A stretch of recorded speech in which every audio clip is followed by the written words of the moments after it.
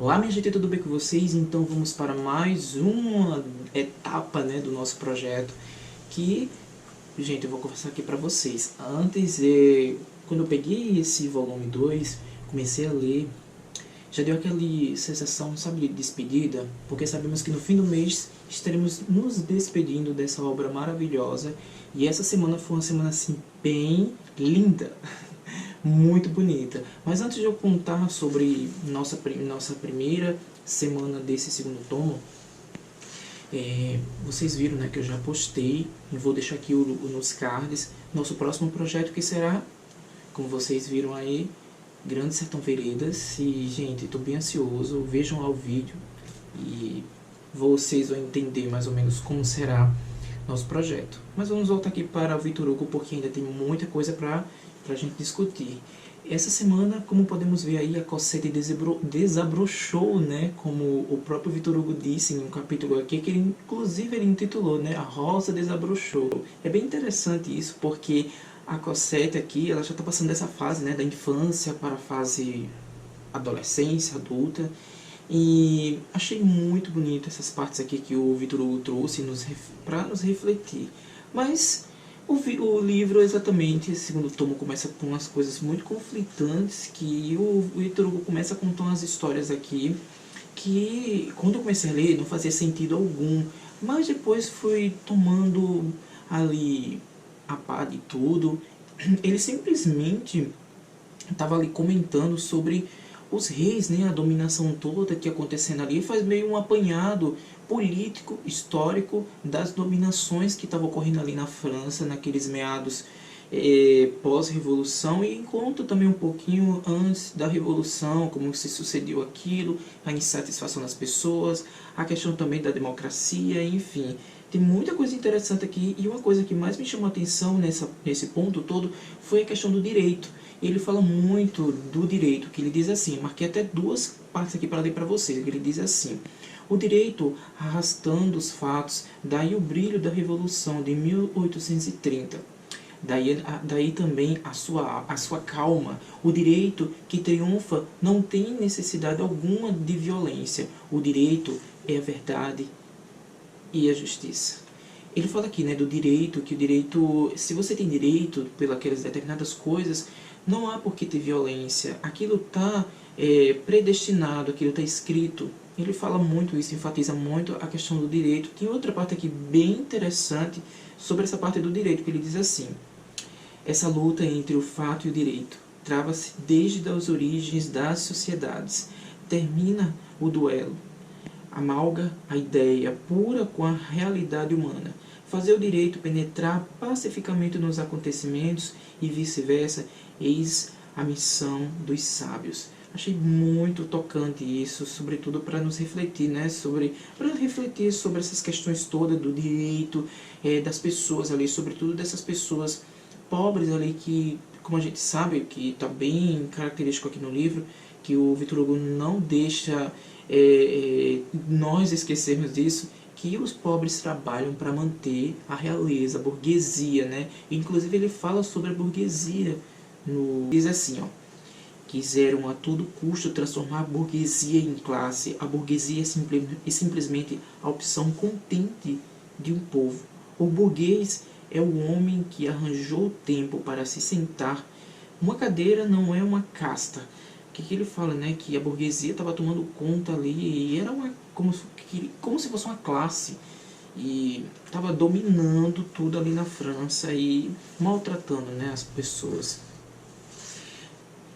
Depois disso tudo, né, a gente pôde também voltar ali à cena do Marius, né, que saiu inclusive daquela pensão onde ele estava, que inclusive os Thénardier estavam lá, os Thénardier foram presos, inclusive as filhas também foram presas, mas depois elas foram libertas, e uma dessas filhas encontrou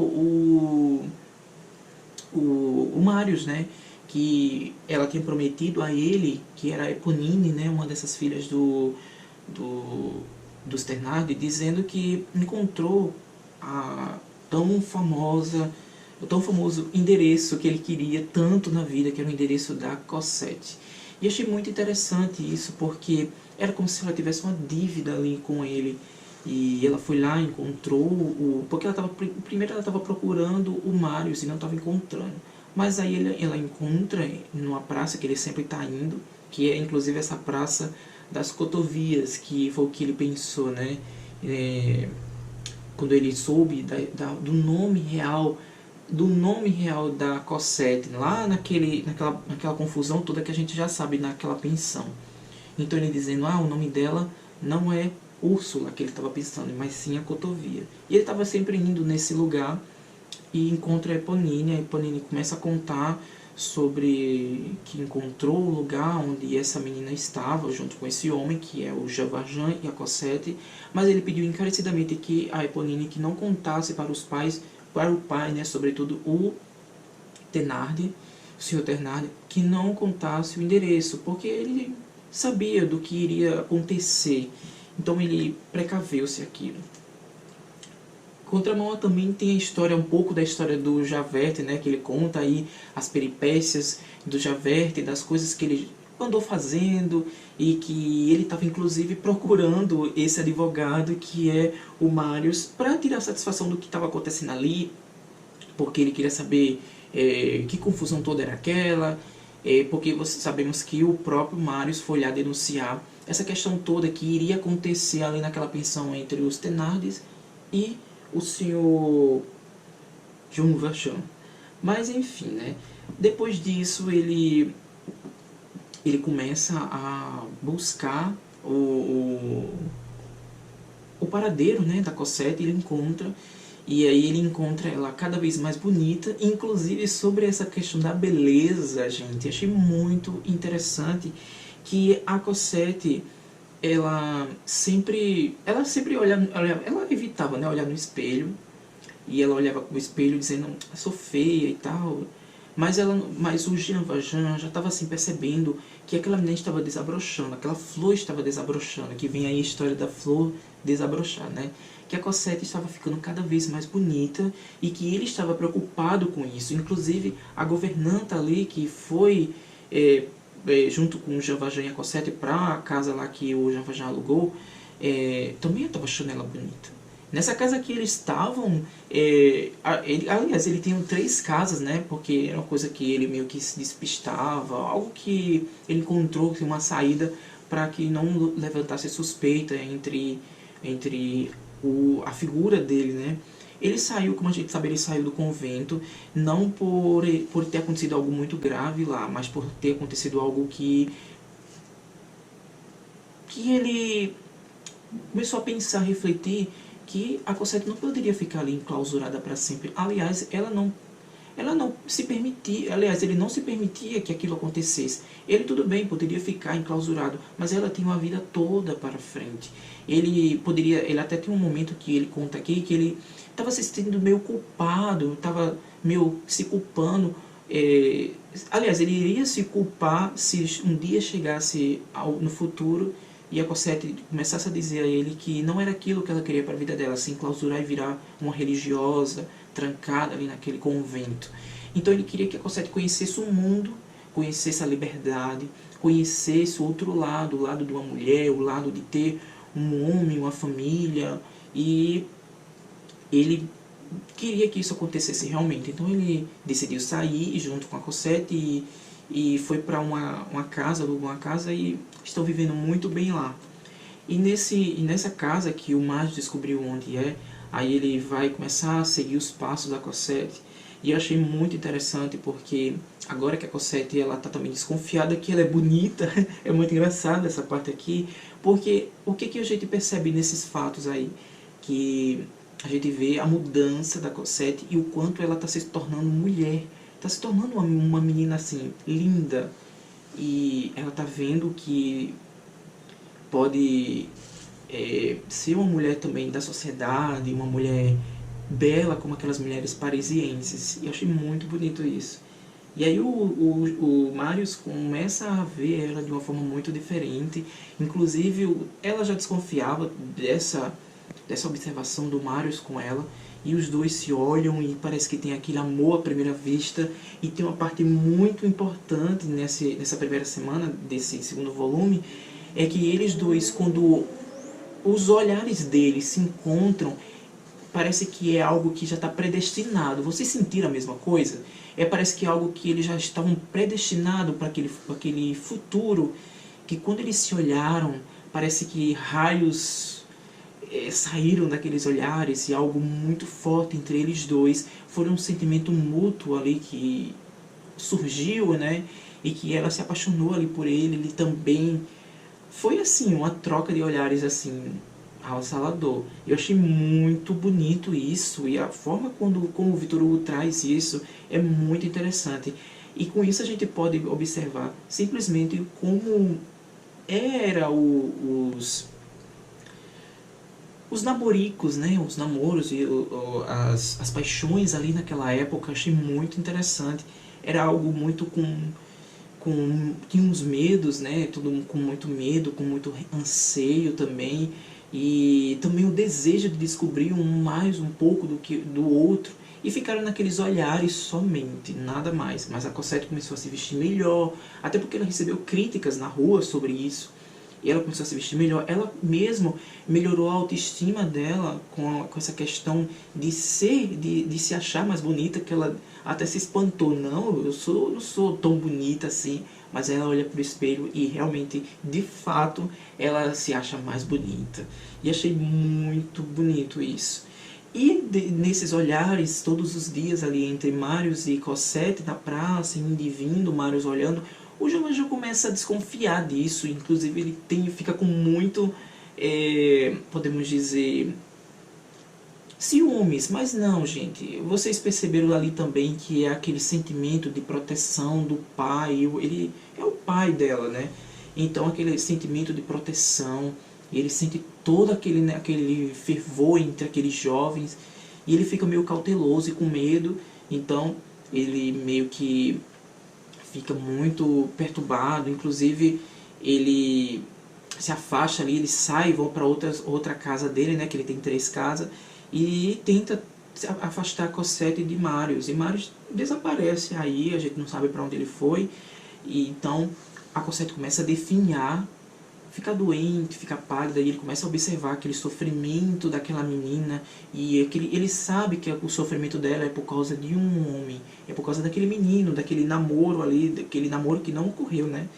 É por causa daquele amor, daquela paixão, que ela está muito abatida, muito melancólica. E o próprio Jean Valjean, ele também está ficando assim, porque ele tem tanto amor, né? A gente percebe que ele tem tanto amor pela Cosette, pela filha dele, que, gente, assim, ele também está ficando muito doente com aquela situação. E aí ele com certeza vai tentar encontrar um meio para que aquilo melhore, porque ela não consegue falar diretamente para ele que ela tá assim por causa disso, disso e disso. Nem ele também consegue falar diretamente para ela. Eu achei um sentimento muito bonito. Tem umas partes aqui bem interessantes que eu marquei para a gente comentar, que é sobre essas questões, né? Que ele diz assim: nenhuma língua conseguiria dizer tudo o que estava contido nessa palavra mulher pronunciada por uma criança. Que aqui a gente volta, uns pontos que eu marquei aqui, que a gente volta um pouco sobre a questão do Marius e Eponine, que ele diz assim, que eles estavam andando e não queria que ele ficasse próximo a ela, né, Eponine. E disse: olha, não é bom que um homem como você fique próximo a uma mulher como eu.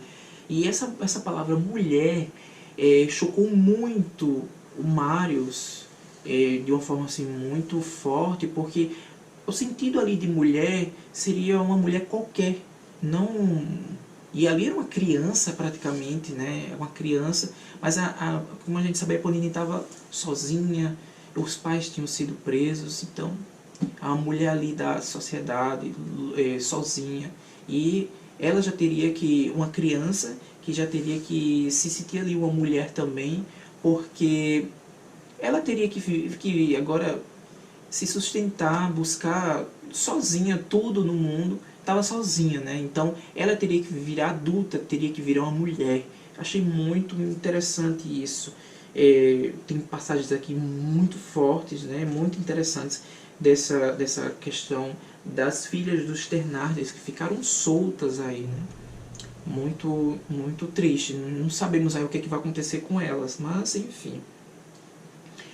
Tem outra coisa aqui que eu queria mostrar, falar aqui com vocês, que é o seguinte, que é aquela questão do Jean Valjean se sentindo culpado, né? Porque ele teria que sair de lá, contando a história que ele saiu do convento, e que ele teria que dar uma vida nova para Cosette e uma oportunidade para que ela conhecesse o mundo e não ficasse enclausurada no convento. Aí ele diz assim: e quem sabe, até se um dia, dando-se conta de tudo isso, religiosa contra a vontade, né? Porque os dois estavam ali, mas ele não sabia que se Cosette queria aquilo para a vida dela ou não. Então, Cosette não passaria a odiá-lo. O último pensamento quase egoísta e menos heróico que os outros, mas que ele, insuportável, resolveu então deixar o convento.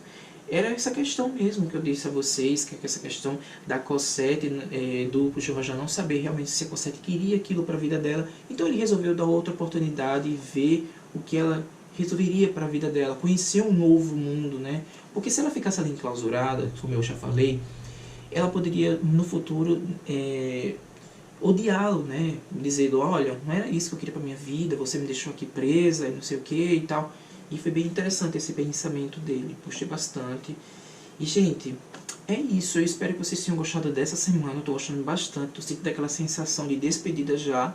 Um livro assim, o resto da minha vida, tô gostando bastante, uma experiência incrível. E vamos ver o que vai acontecer aí entre Cosette, Marius, o destino também de Jean Valjean. E o destino também, eu queria saber muito o destino das meninas, das filhas do Thénardier. Eu queria muito saber o que vai acontecer com elas. Porque aqui elas foram também vítimas, né, dos pais, da forma como os pais são ali, da forma como eles encararam a sociedade, da forma que eles são, né, de criminosos, enfim. Então essas meninas também foram vítimas desse absurdo. Também uma das facetas aqui dos miseráveis que o Victor Hugo nos traz. Mas é isso, eu espero que vocês tenham gostado. Comenta aqui o que vocês acharam dessa semana. E até o próximo sábado. Tchau!